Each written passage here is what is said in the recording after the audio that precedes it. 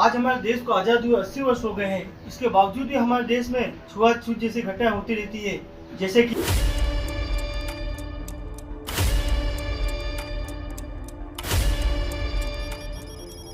घटना मई 2026 की गुजरात में साबरकांठा के रूपाला गांव में, जहां दलित परिवार के लोगों को गांव छोड़ने पर मजबूर है।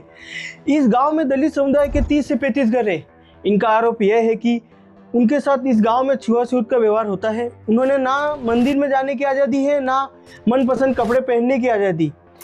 इस दलित परिवार में अपना दर्द साझा करते हुए कहा है कि एक तरफ जहां इंसान चांद पर जीवन संभावना तलाश कर रहा है, वहीं दूसरी तरफ हमारे लिए जमीन पर जीवन जीना भी मुश्किल हो रहा है। इसी के साथ आज हम बात करने जा रहे हैं भारतीय संविधान के आर्टिकल 17 के बारे में, जो कि छुआछूत के बारे में आम नागरिकों को कानूनी संरक्षण प्रदान करता है। भारतीय संविधान का आर्टिकल 17, इसमें यह कहा गया है कि नागरिक अधिकार संरक्षण अधिनियम 1955 अस्पष्टता का अंत किया जाता है और अस्पष्टता संविधान के अनुसार एक दंडनीय अपराध होगा, यानी कि छुआछूत जैसे घटना करने पर इसे दंडनीय अपराध माना जाएगा। भारत का संविधान छुआछूत को परिभाषित नहीं करता है। छुआछूत जो कि दंडनीय अपराध माना गया है, संसद में अस्पष्टता निवारण अधिनियम 1955 पारित किया गया। सन 1976 में इसका नाम बदलकर नागरिक अधिकार संरक्षण अधिनियम 1955 कर दिया गया। अब हम बात करेंगे अस्पृश्यता क्या है। अस्पृश्यता का अर्थ है कि अनुसूचित जाति के किसी सदस्य के साथ उनकी जाति के आधार पर भेदभाव करना, जैसे कि जाति के आधार पर अपमानजनक सूचक करना, बैठने या बिठाने से मना करना, सार्वजनिक स्थल पर प्रवेश करने से रोकना।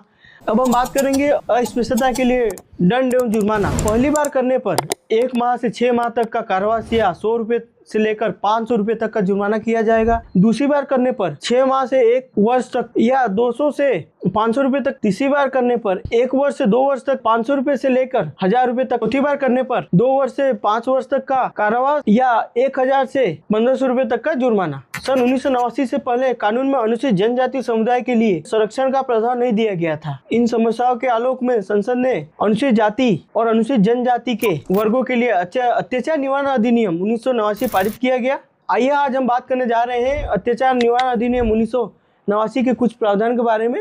यह कानून एससी वर्ग और एससी वर्ग दोनों को संरक्षण देता है। अनुसूचित जाति और अनुसूचित जनजाति के विरुद्ध किए गए 22 कार्यों को अपराध घोषित किया गया है। इस कार्य को दंडनीय अपराध बनाया गया और इसके लिए 6 माह से लेकर 5 वर्ष तक का सजा का प्रावधान किया गया है। इस कानून में अभियुक्त की तत्काल गिरफ्तारी किया जाएगा।